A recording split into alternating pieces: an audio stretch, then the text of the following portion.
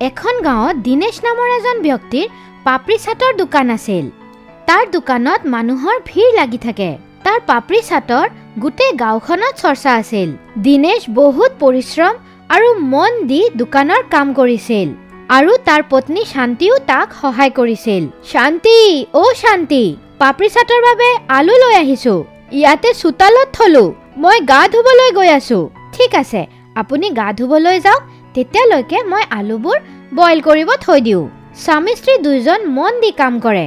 সব ভালে চলি আছিল, কিন্তু সিহঁতৰ আনন্দ বেছি দিন নাথাকিলে। দিনেশৰ দোকানৰ ওচৰতে সুৰেশ নামৰ এজন ব্যক্তিয়ে পাপৰি চাটৰ দোকান দিলে।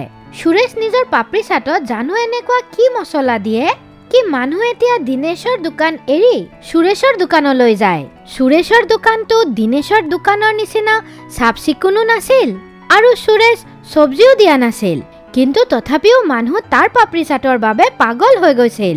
আহক আহক, 20 টকা প্লেট, 20 টকা প্লেট, সুস্বাদু পাপৰি চাটৰ মজা লওক। কিয় ইমান পৰিশ্ৰম কৰি আছা?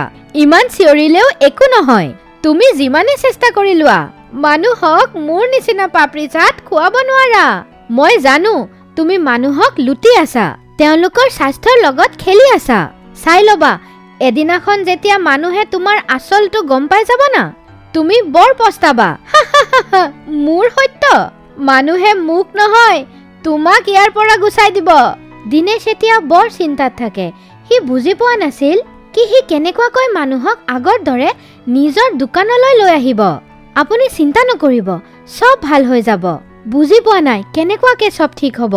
মই এনেকুৱা কি কৰিলে মানুহক মোৰ পাপৰি চাটৰ ফালে আকৰ্ষিত কৰিব পাৰিম। আপুনি এনেকুৱা কিয় নকৰে? এই কামটো এৰি বেলেগ কিবা কাম কৰি লওক। এয়া কি কৈ আছা শান্তি? এই কামটো এৰি মই বেলেগ কাম কৰাৰ কথা ভাবিবও নোৱাৰো। দিনেশ সদায় নিজৰ পাপৰি চাটৰ দোকানলৈ যায় আৰু গ্ৰাহকক নিজৰ দোকানলৈ আহিবলৈ মাত দিয়ে, কিন্তু তাৰ দোকানত এজন দুজন গ্ৰাহকে আহে, য'ত সুৰেশৰ দোকানত গ্ৰাহকৰ লাইন লাগি থাকে। এদিনাখন দিনেশ নিজৰ দোকানৰ ওচৰত মন মাৰি বহি আছিল কি তেতিয়াই তাতে এজন বৃদ্ধ মানুহ আহিল। তেওঁ বৰ ফুফাই আছিল। পুত্ৰ, অলপমান পানী দিবা নেকি? হয় হয় বাবা, কিয় নহয়, আপুনি ইয়াতে আৰামত বহক, মই এতিয়াই পানী লৈ আহি আছো। দিনেশ তেওঁক পানী দিলে। বৃদ্ধা একেবাৰতে সব পানী খাই পেলালে। বহুত ভোক লাগিছে বাবা, কিবা খাবলৈ দিব পাৰিবা?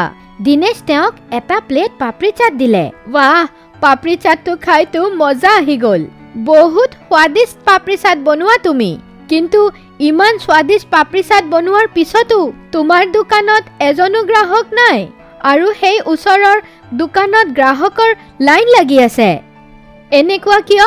দিনেশ বৃদ্ধাজনক সুৰেশৰ কথা ক'লে কি কেনেকুৱাকৈ সি বেয়া বস্তুৰ ব্যৱহাৰ কৰি পাপৰি চাট বনায় আৰু মানুহক ঠগি আছে। বৃদ্ধ কিবা ভাবি দিনেশক এটা পুতলি দিলে। তাতে শুকান পাপৰি আছিল। এয়া লোৱা পুত্ৰ, আৰু এতিয়া তুমি এই পাপৰিবোৰক নিজৰ মছলা দি তৈয়াৰী কৰা আৰু চাবা কেনেকুৱাকৈ তোমাৰ পাপৰি চাটৰ সুবাসত মানুহ তোমাৰ দোকানলৈ আকৰ্ষিত হ'ব।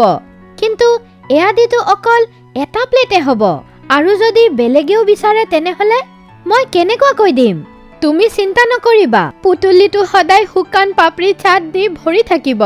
তুমি যেতিয়াই বিচাৰিবা এই পুতলিটোৰ পৰা শুকান পাপৰি চাট ওলাব পাৰিবা। সঁচাকৈ এই পুতলিটোত সদায় শুকান পাপৰি চাট থাকিব? পুতলিটো সদায় তোমাক পাপৰি চাট দিব, কিন্তু যেতিয়ালৈকে তোমাৰ দোকানত আগৰ দৰে গ্ৰাহক নাহে আৰু সুৰেশৰ সত্যটো মানুহৰ আগত আহি নাযায়। যেতিয়া সব ঠিক হৈ যাব, পুতলিটোৰ পাপৰি চাট নিজে নিজে শেষ হৈ যাব। দিনেশ বৃদ্ধাজনক বহুত ধন্যবাদ জনালে।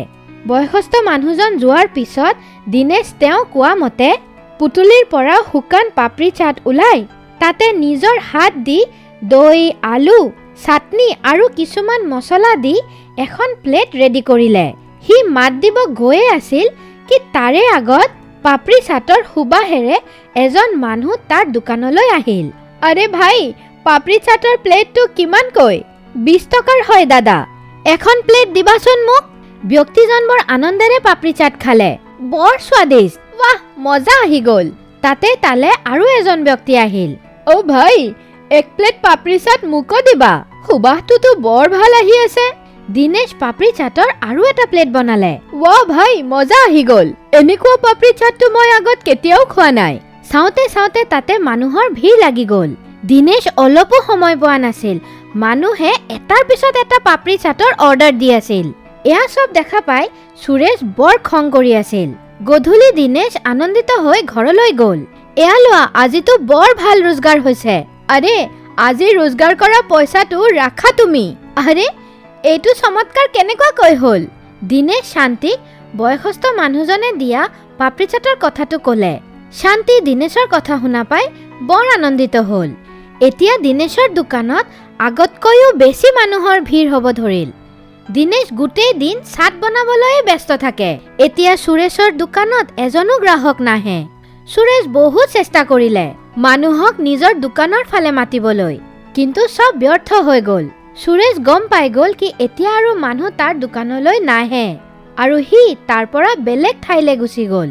দিনেশৰ দোকানত আগৰ দৰে গ্ৰাহকৰ ভিৰ হ'ব ধৰিল আৰু যাৰ বাবে দিনেশ আগৰ দৰে পৰিশ্ৰম আৰু মনোযোগেৰে কাম কৰিব ধৰিল।